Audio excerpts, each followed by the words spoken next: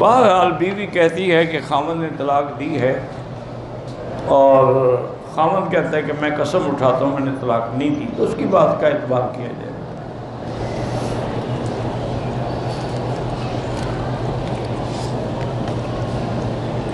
اگر عقیقہ کرنے کی طاقت نہ ہو، سنت یہ ہے کہ 7ویں دن کیا جائے، لیکن نہیں، جب تک اللہ توفیق دے تب بھی کر سکتے ہو، اور نہ بھی کر سکو تو سنت ہے۔ اور کون سی سنت ہے تم نے پالی ہوئی ہے کہ باقی یہ رہ گئی ہے؟ کیونکہ اس کو کچھ کھانے کو ملتا ہے نا، سنت کا بڑا خیال ہے ان کو۔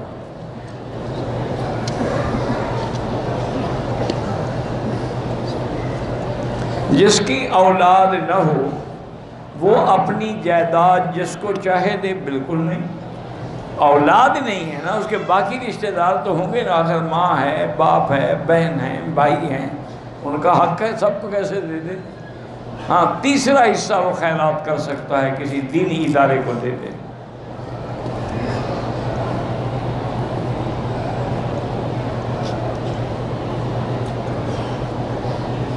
بہن کی شادی کا 5 لاکھ قرض ہے، ابا کی زمین جو ہے وہ فروخت اگر کی جائے تو اس میں 6 لاکھ ملیں گے، تو اس میں سے بھی بہن کو حصہ ملے گا؟ بالکل ملے گا۔ کس الو نے کہا تھا آپ کو کہ 5 لاکھ خرچ کرو؟ تم نے اپنا ناک بڑھانے کے لیے خرچ کیا تو آپ بھگتو، اس کا عورت سے کیا تعلق ہے؟ وراثت ہے۔ یہ خواہ اپنا ناک اونچا کرتے ہیں۔ دیکھیں نا، ایمان سے کہے، کعبے میں بیٹھے ہو، ساری کائنات میں حضور پاک سے بڑی شان کسی کی ہے؟ پتہ ہے حضور کی جب شادی ہوئی نا تو حضور پاک نے صحابہ سے کہا کہ بھئی آج ایسا کرنا کہ ہر آدمی کے گھر میں جو کچھ پکا ہوا ہے نا، کھانا جو بھی ہو، وہ سب لے آؤ دسترخوان پہ، یہاں مسجد میں بیٹھ کے کھائیں گے۔ سب صحابہ لے آئے، کوئی ستو لے آیا، کوئی چاول لے آیا، کوئی بیچارہ چٹنی لے آیا، کوئی کچھ لے آیا، کچھ لے آیا۔ جب سارا دسترخوان لگ گیا تو حضور نے فرمایا بھائی میری بی بی زینب سے جو شادی ہوئی تھی نہیں، اس کا ولیمہ ہے، ولیمہ کی کھانا کھا رہے ہیں۔ کھانا ختم ہو گیا بھائی، اس میں کتنا خرچ ہوا جی؟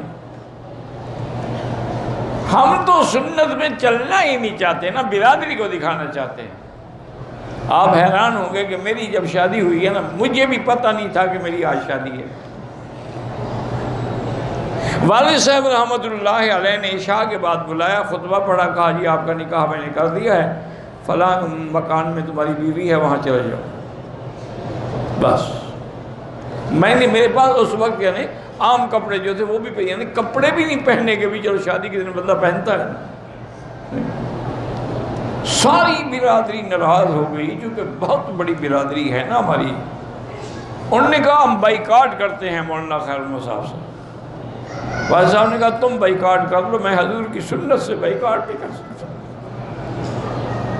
ایک ہی میرا بیٹا ہے، ایک ہی بیٹی ہے، میں ان کی شادی اسی طرح کروں گا جس طرح حضور کی سنت ہے۔ ناراض ہوتے ہو جاؤ۔ تو اللہ کے بندے، جب تم خود بے وقوفیاں کرتے ہو تو اس کا کیا علاج ہے؟ جتنا اللہ توفیق دے۔ اچھا، لڑکی والوں کو تو جو جہیز دیں، جو توفیق ہو دے دو۔ یہ تو نہیں نا کہ نہیں یہ بھی دو، یہ بھی دو، یہ مطالبہ کرتے ہیں نا، وہ تو بالکل حرام کھاتے ہیں، ڈاکہ مارتے ہیں۔ ظلم ہے کہا جائے کہ لڑکی تب لیں گے جب فلاں چیز ہمیں دو گے، کار لے کے دو، ہمیں فریج دے کے دو، ہمیں واشنگ مشین لے کے دو۔ کیا ہے؟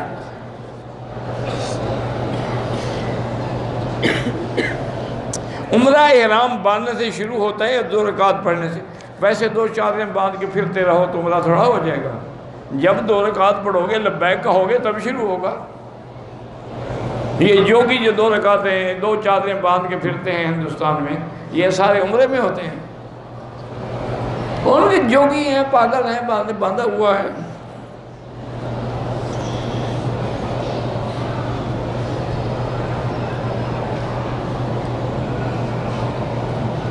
ہمارے دوست کی نوکری بہت بڑے خطرے میں پڑ گئی تھی، اور ہمیں یقین تھا کہ یہ آخری میٹنگ ہے، اس میں اس کو نوکری سے نکال دیں گے۔ تو پھر ہم نے آپ کے کہنے کے مطابق مشورہ دیا کہ استغفار پڑھو، تہجد پڑھو، رات کو دعا مانگو۔ آج اس کا فون آیا کہ الحمدللہ میری نوکری بچ گئی۔ میں نے میرے شوہر سے میری شادی سے پہلے کا افیئر چھپایا ہے،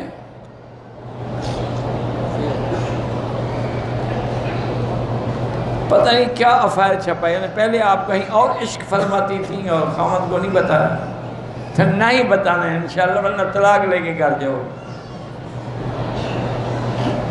اور میں نے کپڑے خریدے تھے 2000 کے، جھوٹ بولا تھا کہ 4000 کے ہیں، تو خامد سے تو روز جھوٹ بول دیے، کوئی نیا جھوٹ تھوڑا ہے، عورت کا کام ہی جھوٹ بولنا ہے۔ لَيَكْفَرْنَ الْأَشِيرُ، اسی لیے حضور نے فرمایا تصدقنا یا معاشر النساء انتن اکثرکن اہل النار، کہ عورتیں صدقہ کیا کرو، خیرات کیا کرو، میں نے دیکھا ہے جہنم میں عورتیں زیادہ ہیں۔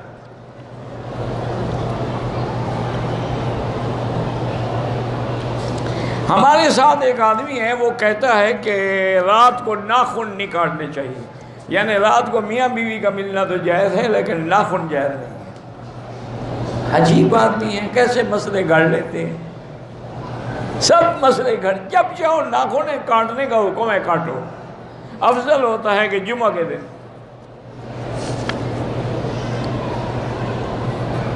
ہم اپنے بھائی کا رشتہ کر رہے ہیں، استخارے میں ٹھیک نہیں، نہ کریں۔ اگر استخارے میں ٹھیک نہیں ہے بالکل نہ کریں، ورنہ نقصان ہوگا۔ مجھے ہر وقت قبر کا خوف ہے، بڑی اچھی بات ہے، یہی تو حضور نے حکم دیا ہے، اذکروا ہاذم اللذات، قبر کو اور موت کو یاد کیا کرو۔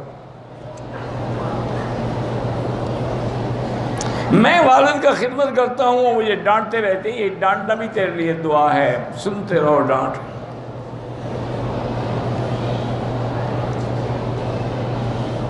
میری ایک بھتیجی ہے، 14 سال عمر ہے، ٹھیک نہیں ہے، حیض بھی آنا شروع ہو گیا ہے، ماں بیچاری کو تکلیف اٹھانا پڑتی ہے، کیونکہ وہ لڑکی تو اب نارمل ہے، سمجھ ہی نہیں ہے کہ حیض کیا ہوتا ہے۔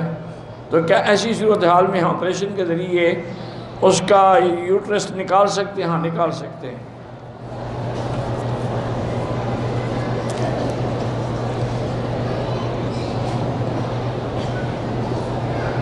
کہتے ہیں کہ جو لوگ مرد اور عورتیں عمرہ کر کے حج کر کے جاتے ہیں، لوگ ان کو پھول پہناتے ہیں، یہ ہندوؤں کا رواج ہے، دولہے کو بھی پھول پہناتے ہیں، حاجی کو بھی پھول پہناتے ہیں، قبروں کو بھی پھول چڑھاتے ہیں، ان کا کیا ہے؟ بدعت ہے خالص۔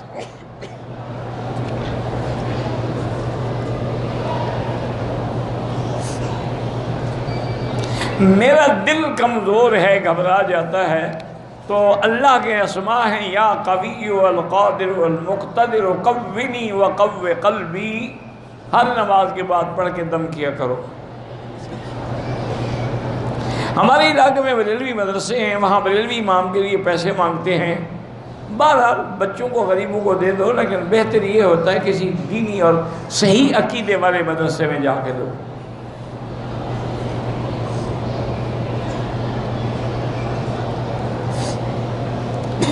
کچھ عورتیں کہتی ہیں کہ جب عورت کو حیض ہو تو جس برتن میں اچار رکھا ہوا ہو نا اس کو ہاتھ نہ لگائے، ورنہ اچار خراب ہو جاتے۔ آج ہاتھ لگا کے تجربہ کر لو۔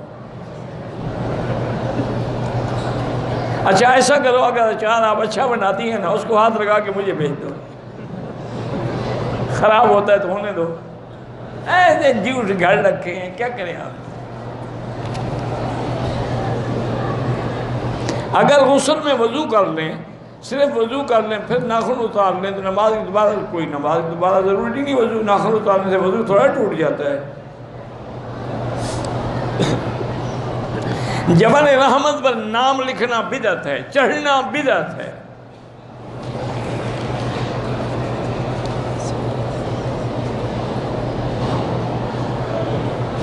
کوئی اللہ کا ولی اگر کسی کافر کو سینے سے لگائے تو اس کا ایمان منتقل ہو جائے گا، ضروری نہیں ہے۔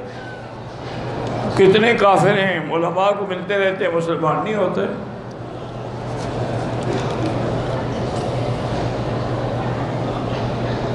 ایک عمرہ 3 عمرے کر چکی ہے، چوتھا عمرہ مسجد عائشہ مسجد سے کرنا چاہتی ہے، واپسی پر اگر حیض آ جائے اور گھر واپسی میں 2 دن تو پھر نہ کرو نا عمرہ، بلا وجہ حیض آ جائے گا تو پھنس کے بیٹھی رہو گی۔ 3 عمرے کر چکی ہو بس کافی ہے، طواف کرتی رہو اور پھر چلی جاؤ۔ اگر کسی شخص کو حالت احرام میں سو گیا، نیند آ گئی اور احتلام ہو گیا، کوئی بات نہیں، غسل کر لے۔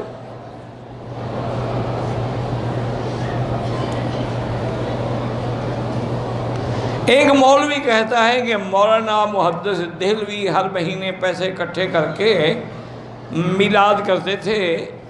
ایک سال ان کے پاس غربت تھی، چنے ہی تھے، تو آپ نے ان چنوں پہ ہی اپنے طالب علم کو میلاد بنائی۔ کون سے محدث؟ کوئی نام تو لکھو، اتنا بڑا جھوٹ بول رہے ہو نام بھی نہیں لکھتے ہو۔ کس محدث کا قصہ ہے؟ اور اگر ہو بھی تو محدث ہمارے لیے دین نہیں، دین محمد مصطفیٰ ہے۔ اللہ کے نبی نے تمہیں ناخن کاٹنا بھی سکھا دیا، میلاد نہیں سکھایا۔ اللہ کے نبی نے تمہیں مسح کرنا بھی سکھا دیا، اللہ کے نبی نے وضو کرنا بھی سکھا دیا، خلال بھی سکھا دیا، یہ اتنا بڑا ضروری مسئلہ نہیں سکھایا۔ یہ تو 600 سال بعد بدعت جاری ہوئی، مظفر بادشاہ تھا اس نے شروع کی تھی۔ آب زمزم پینے کا طریقہ وہی ہے، بیٹھ کے پئیں، اگر کھڑے ہو کے پئیں تو گناہ نہیں ہوگا۔ احرام باندھنے کے بعد 2 نفل پڑھے ٹھیک ہے، عمرہ شروع کرنے سے پہلے 2 نفل، اور پھر عمرہ شروع کرنے سے پہلے کون سی 2 نفل ہے؟ وہی تو ہے جب آپ نے احرام باندھا۔ عمرہ ختم کرنے کے بعد 2 نفل، وہ بھی کوئی 2 نفل نہیں، طواف کے بعد 2 رکعت ہیں۔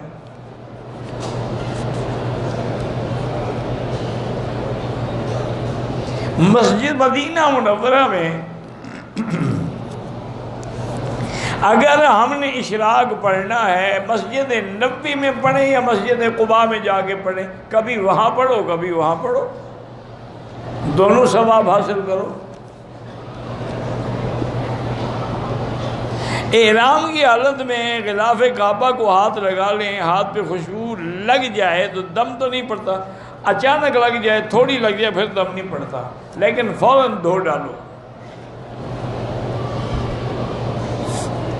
کلمہ طیبہ 70,000 دفعہ ہوتا ہے یا 1,00,000، جتنا پڑھ سکتے ہو پڑھو، اتنا تھوڑا ہے۔ مرنے والوں کے لیے سب سے پہلے دعا کرو، باقی قرآن پڑھ کے ثواب بھیجو، ان کے لیے صدقہ و خیرات کرو۔ وہم سے نکلنے کے لیے کیا پڑھیں؟ لا حول ولا قوت الا باللہ۔ خاندان والے حسد کرتے ہیں، وہاں بھی لا حول پڑھا کرو، بس تم نہ کیا کرو حسد، کیونکہ یہ مومن کی شان نہیں ہے۔ لا تحاسدوا ولا تباغضوا ولا تدابروا کونوا عباد اللہ اخوانا۔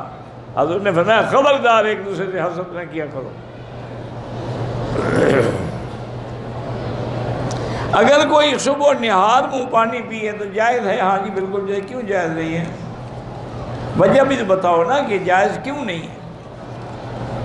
سارا دن جائز ہے، نہار منہ ناجائز ہے؟ کیوں مسئلے جھوٹے کیوں گھڑتے ہو؟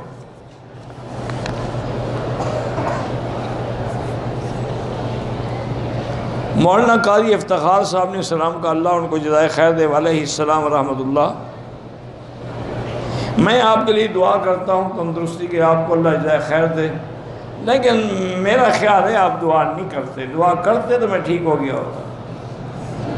یہ رسمی دعا ہے، ہاں جی ہم آپ کے لیے دعا کرتے ہیں، کب؟ یہ یاد ہی نہیں ہو سکتا۔ بہرحال جو مرضی آئے کریں۔ میری بیٹی پر جن یا کسی کا اثر ہے،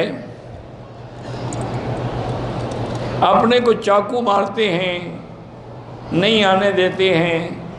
پہلی بات تو یہ ہے کہ میں نہیں مانتا کہ کوئی جن ہے، تم نے اس کی شادی نہیں کی ہوگی تو اس کو جن نے تو آنا ہے۔ شادی کر لو، بھوت آئے گا گھر میں، جن نکل جائے۔ یہ عورتیں پھر اسی طرح کرتے، کسی کو قریب نہیں آنے دیتی، مجھے جن ہے، جن صرف ہمارے مسلمانوں کو پکڑتے ہیں، ان کافروں کو بھی نہیں پکڑتے، ہندوؤں کو بھی نہیں پکڑتے، انگریزوں کو بھی نہیں پکڑتے. وہ تو ننگی پھرتی ہیں، وہ تو سمندروں کے کنارے پہ سن باندھ لینے کے لیے بغیر کپڑوں کے پڑی ہوتی ہیں، ان کو تو جن نہیں پکڑتے. آتے ہیں جن، لیکن یہ جھوٹ ہوتا ہے. ایک نشانی یاد رکھو، جس پہ جن ہوگا نا وہ عورت یا مرد ایسے جل جائے گا، چونکہ جن آگ ہے. جب آگ قریب آئے گی جلا کے راکھ کر دی. ہٹی کٹی ہے، میک اپ کرتی ہے، 3 دفعہ کھانا کھا جاتی ہے جن.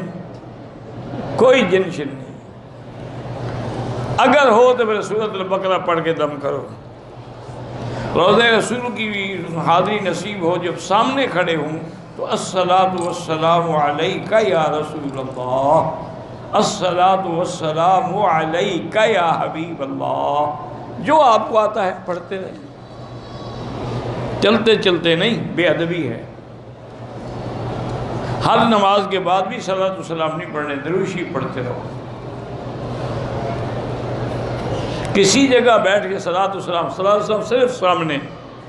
ریاض الجنہ کا وہ نشان لگا ہوا ہے، وہاں ستون بھی سفید ہے اور قالینوں کا رنگ بھی الگ ہے. نماز کے لیے دل کی نیت، اصل نیت ہوتی ہی دل کی ہے. ہر کام میں زبان سے تو ایک تذکرہ ہے، یاد کرنا ہے کہ ہمیں بات یاد آ جائے. میرے بیٹے کی عمر 26 سال ہے، عقل کی بھی کمزوری ہے. لڑکی سے شادی کرنا چاہتے ہیں لیکن والدین راضی نہیں ہیں. اچھی عقل کی کمزوری ہے کہ لڑکی بھی تاڑ لی ہے اس نے. یہ کیسا عقل کا کورا ہے کہ لڑکی تو اس نے ڈھونڈ لی ہے شادی کرنے کے لیے. کوئی عقل کی کمزوری نہیں. ایسے خام خواہ تم نے سر پہ چڑھنا. کمرہ بند کر کے 2-3 ٹھوکو، دیکھو عقل ٹھیک ہوتی ہے نہیں ٹھیک ہوتی. عشق بھی نکل جائے گا، عقل بھی ٹھیک ہو جائے گی. ہر بات میں مولوی کو کیوں تنگ کرتے؟ خود دروازہ بند کر دو، ڈنڈا لے کے شروع ہو جاؤ. عمرے کے لیے مردوں کے لیے دایاں کندھا بالکل پورے 7 چکر میں نکالنا ہے، حج کا طواف ہو یا عمرے کا ہو. عورتوں کے لیے پردہ اس قدر ضروری ہے کہ اللہ کے قرآن کا حکم ہے کہ یدنین علیہن من جلابیبہن اذا سألتموہن متاعا فاسألوہن من وراء حجاب. یہ تو قرآن کا حکم ہے، نص قطعی ہے.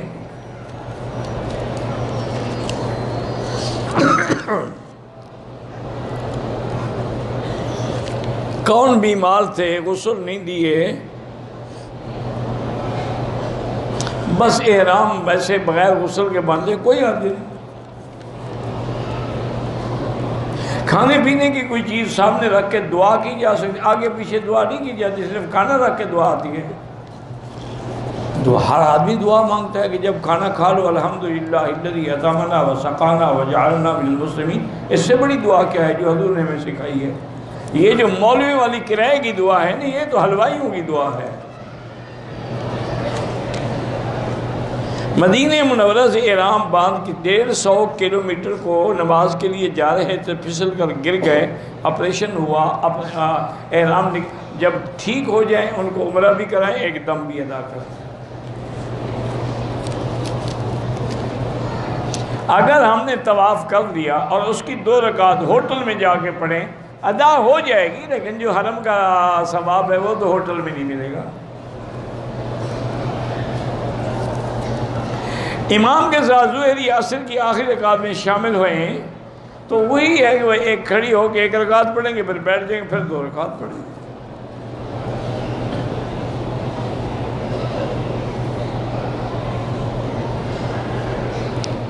یہاں قصر نماز ادا کی جائے گی.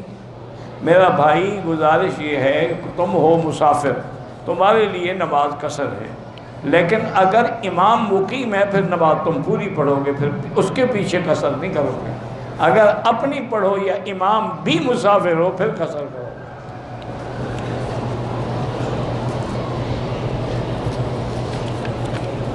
بچے ہیں، اللہ سب کو کامیاب فرمائے. بہرحال جن کے لیے بھی آپ چاہیں دعا طواف کر سکتے ہیں. نماز میں ہاتھ جو ہے ناف کے نیچے مردوں کے لیے، عورتوں کے لیے سینے پہ باندھنے چاہیے، چونکہ یہ حدیث ہے حضور پاک کی اور روایت ہے حضرت علی سے کہ وضع الیمین علی الشمال تحت السرۃ، اور آپ نے یہ بھی فرمایا کہ من السنت ہے، کہ سنت یہی ہے۔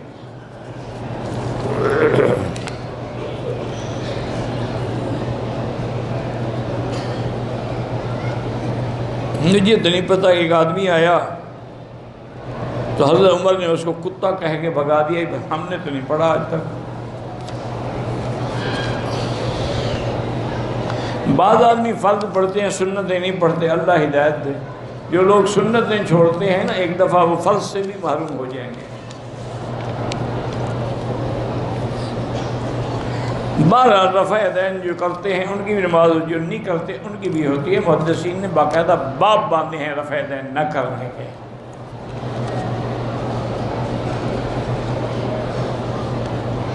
اگر پیشاب کے قطرے آتے ہوں تو احرام کی حالت میں سلا ہوا کپڑا تو نہیں پہن سکتے، البتہ پیمپر وغیرہ یا اور کوئی چیز باندھ لیں۔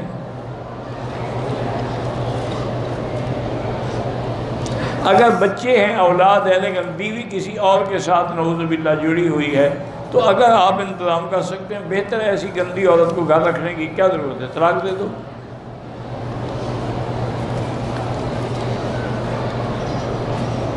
کاروبار بہت مندہ ہے، استغفار پڑھا کرو۔ میری بیوی کو یرکان کی تکلیف ہے، اللہ شفا دے، لیس لہا من دون اللہ کاشفہ، یہ آیت پڑھ کے دم کیا کرو۔ بنگلہ دیش سے آئے، رکوع کے بعد ہاتھ نہیں باندھے جاتے، یہ ایک نیا مسئلہ نکلا ہے 1400 صدی کے بعد۔ ہاتھ اسی طرح کھولے ہوتے ہیں جیسے پہلے کھلے ہوئے ہیں۔ اب اتنا لمبا جو میں کثرت پڑھوں گا۔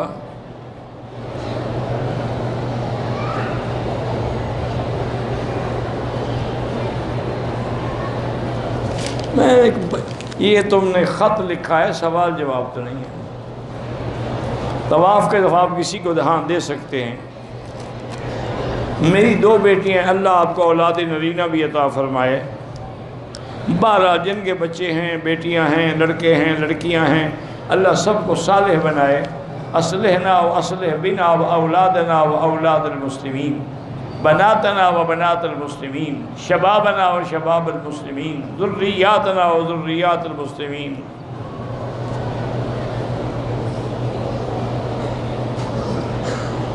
خواب کا مجھے نہیں پتہ لگتا ہے۔ میں کنوارا ہوں، میں شادی شدہ لڑکی سے پیار کرتا ہوں، ان کو خبر دو تاکہ تمہاری ٹھکائی کریں۔ بھائی ان کا علاج یہی ہے، ان کا علاج تعویذ نہیں ہوتا، ان کا علاج ہے ڈنڈا۔ اللہ نے 4 کتابیں اتاری، 5واں لوہا اتارا ہے۔ انزلنا الحدید فیہ باس شدید۔ یہ لوگ جو ہیں نا بگڑے تگڑے، یہ ڈنڈے کے بغیر ٹھیک نہیں ہوتے، کوئی تعویذ شاویذ نہیں چلتا۔ ایک عدد ٹریکٹر نقد 9 لاکھ میں ادھار پہ ہے، 10 لاکھ کوئی حرج، وہ جائز ہے۔ مسجدی عمرہ کرنا، مجھے تو نہیں پتا کیا مسجدی عمرہ کرنا۔ عمرہ کیا، سر نہیں مڑوایا، 1/4 سر سے کم کٹ لگائے، بالکل دم آئے گی۔ دم کی طاقت نہ ہو تو جب اللہ توفیق دے بھیج دینا۔ نہیں، گزارش یہ ہے کہ وہ تو غلطی تم کر بیٹھے ہو نا، اگر اور اب عمرہ کرو گے تو وہ دوسرا عمرہ ہے، اس کا پہلے کا ہی غلط نہیں ہو سکتا نا۔ پاکستان میں دم نہیں دیا جا سکتا۔ عیدین کی نماز کے بعد وہی خود دعا ہوتی ہے جو امام کراتے ہیں۔ میقات سے بغیر احرام کے آ گیا، اگر دوبارہ میقات پہ جا کے عمرہ کریں اب دم نہیں ہوگا۔ میرے بیٹے کا نام عبد الاحد ہے، نام بدل، نام کا کیا قصور ہے؟ احد تو اللہ کا نام ہے، قل هو اللہ احد۔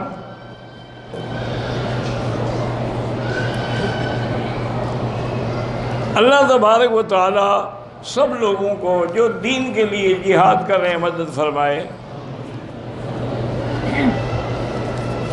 تاریخ اسلام کے بارے میں بڑی کتابیں ہیں میرے بھائی، کوئی بھی تاریخ اسلام لے لیں۔ میری بھابھی کی طبیعت خراب ہے، اللہ شفا عطا فرمائے۔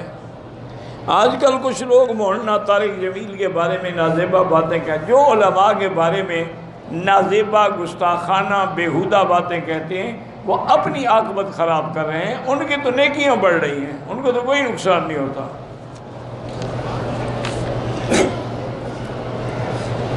مسجد قباء میں اشراق کی نماز، بھائی بیت اللہ کی نماز میں 1,00,000 ہے، وہاں مسجد قباء میں تو 1,000 بھی نہیں ہے۔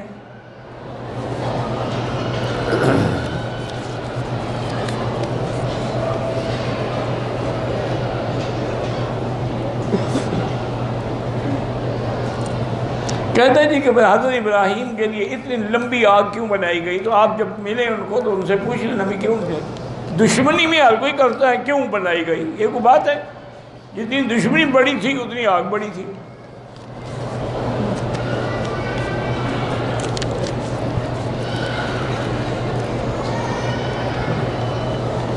بہرحال درود ابراہیمی کے لیے کہا تھا، ٹھیک ہے بھائی، باقی تسبیح کو زمزم میں بھگوئیں، یہ سب بدعت ہیں۔ عمرے میں مسافر ہیں، سفر والی نماز پڑھیں گے۔ 25 دن ایک جگہ ہوں تو پھر آپ مسافر نہیں ہوں گے، لیکن اگر 10 دن ادھر ہیں، 10 دن مدینہ شریف میں ہیں، پھر 5 دن ادھر، پھر مسافر ہیں۔ قرضہ ہے مجھ پہ، استغفار زیادہ پڑھا کرو۔ حجر اسود کو اگر ہاتھ لگ جائے تو بوسہ دے، ورنہ بوسے کی ضرورت نہیں ہے۔ بہرحال سگریٹ لے آنا بیچنے کے لیے اللہ کے ملک میں یہ بالکل ناجائز ہے۔ میرے خاوند کے پیٹ میں 3 دن سے درد ہے، اللہ شفا عطا فرمائے، لیکن اس کو شہد گھول کے پانی پلائیں۔ حضور نے خود علاج بتایا پیٹ کا، شہد کا پانی۔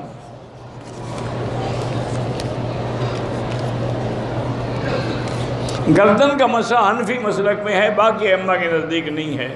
وطر کے بعد نفل پڑھیں، مرضی نہ پڑھیں نہ مرضی ہے۔ پتہ نہیں کیا رقبہ دین میں ہے۔ مجھے 2 سال ہو گئے، 2 مہینے کی چھٹی ہے، اس لیے جانا چاہتا ہوں۔ جاؤ کس نے، مجھ سے چھٹی لینی ہے؟ رشتے دیکھنے آتے ہیں لیکن رشتہ نہیں ہوتا، کوئی جادو وادو نہیں، ایسے ہوتا رہتا ہے۔ آپ سورۃ الرحمن 3 دفعہ پڑھ کے دعا کریں، اللہ آسان کر دیں گے۔ مفتی کفایت اللہ صاحب مانسیرہ والوں پہ قاتلانہ حملہ ہوا، اللہ نے بچا لیا ہے، دعا کریں کہ اللہ ان کو شفاء کاملہ اور صحت عاجلہ عطا فرمائے، اور تمام علماء کی اللہ حفاظت فرمائے۔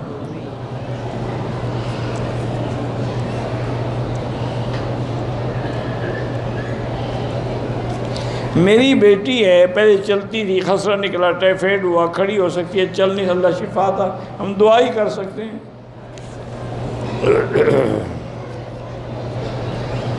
امام صاحب سجدے میں جاتے ہیں تو مقتدی بھی سجدے میں ہونے چاہیے۔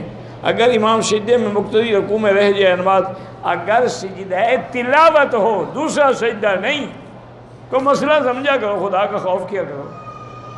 سجدہ تلاوت اگر الگ ہے، سجدہ صلاۃ الگ ہے، وہ اگر نماز کے سجدے میں ہے اور تم رکوع میں کھڑے ہو، نماز نہیں ہوگی۔ اگر انہوں نے سجدہ تلاوت کی اور فوراً سجدے میں چلے گئے، تم رکوع تک گئے، تب بھی نماز ہو جائے گی۔ مسئلے کو سمجھتے نہیں ہو تو میں کیا کروں آخر؟ واد پڑھیں، ابواد پڑھیں، داد نہ پڑھیں، بس۔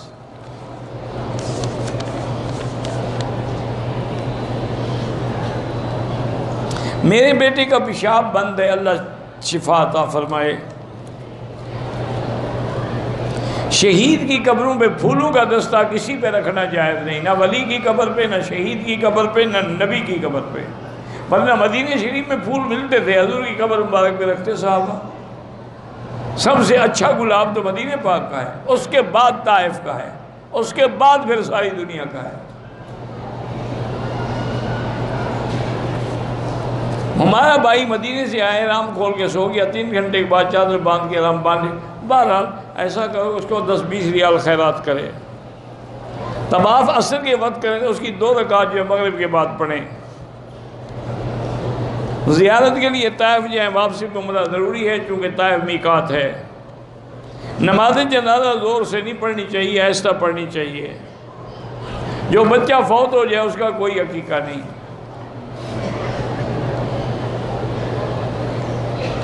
میں نے صدقے کا بکرا ذبح کیا، مکے میں تقسیم کیا، جتنے میں سے 1 لاکھ نہیں ملے گا.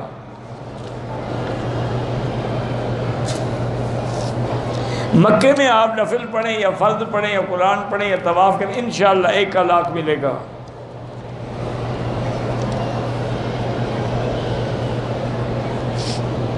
ایک آدمی نے بیوی کو طلاق دیا اور طلاق کا 3 سال پتہ نہیں کیا، ابھی لوگ پورا طلاق نہیں ہوا. کیسے نہیں ہوا مجھے نہیں پتا، کیا لکھا ہے آپ نے، کیا پوچھا ہے مجھے پتہ نہیں. اللہ